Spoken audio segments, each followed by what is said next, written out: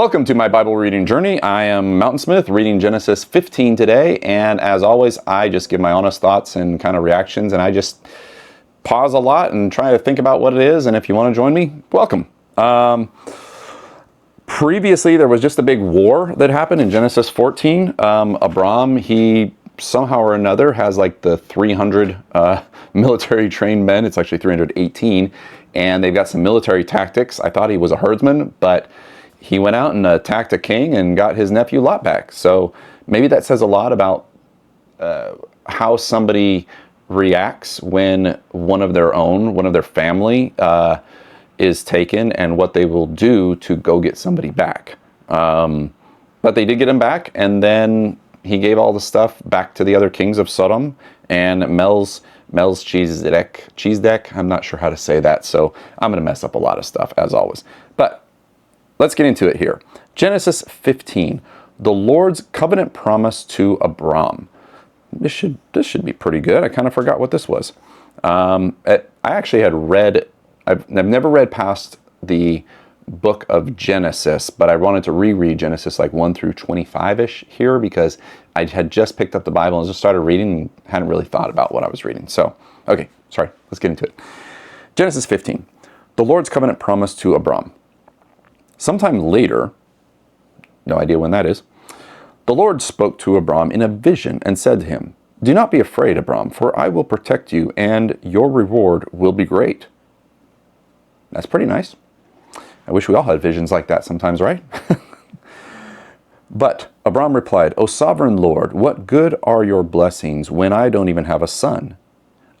Oh, Abram doesn't have a son. Okay.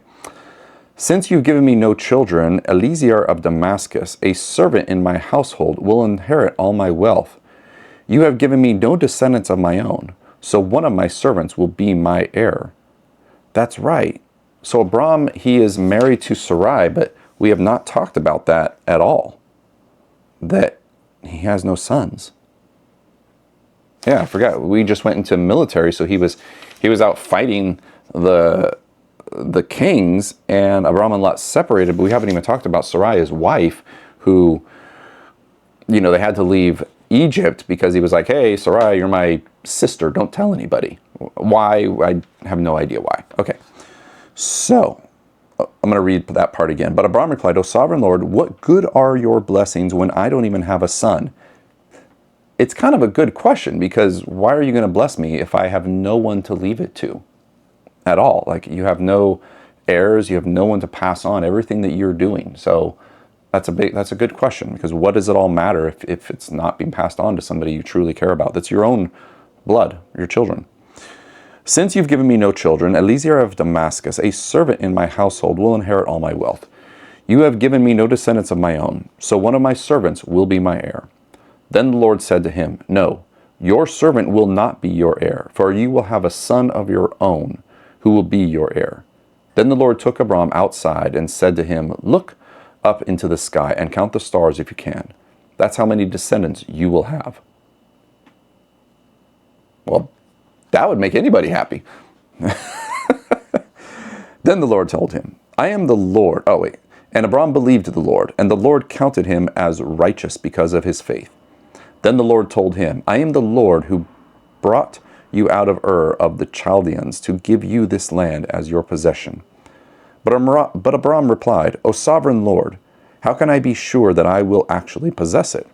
It's a good question too. The Lord told him, "Bring me a 3-year-old heifer, a 3-year-old female goat, a 3-year-old ram, a turtle dove, and a young pigeon." So Abram presented all these to him and killed them. Oh yeah, I remember this. The Lord just said to bring them, and then Abram brought them and killed them. And I remember that. It's kind of funny. So maybe there's probably some other stuff here lost in translation. Maybe he said to bring them and sacrifice them.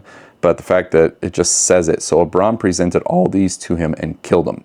Just, you're done. It kind of makes me laugh. Then he cut each animal down the middle and laid the halves side by side.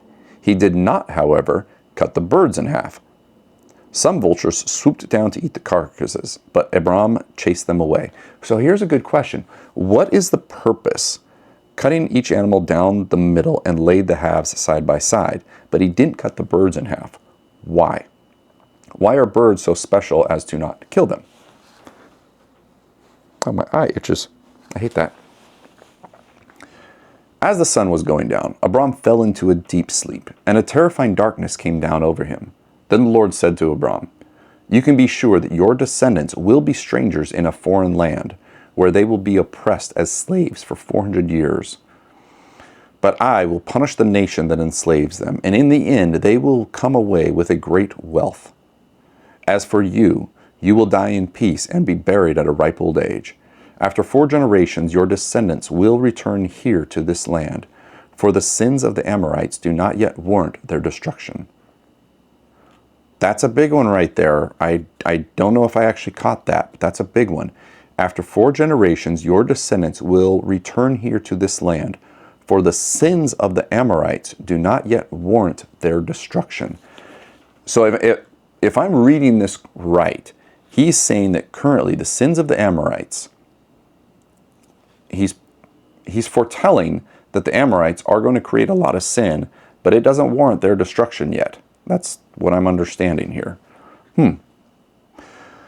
So after the sun went down and darkness fell, Abram saw a smoking firepot and a flaming torch pass between the halves of the carcasses.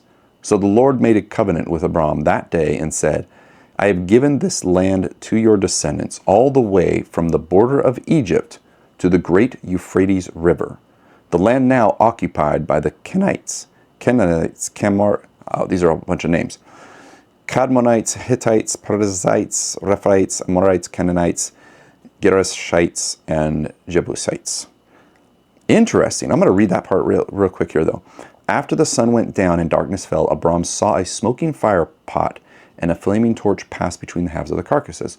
So the Lord made a covenant with Abram that day and said, "I have given this land to your descendants all the way from the border of Egypt to the great Euphrates River." So this is supposed to belong to Abram now. All right, Euphrates River to Egypt.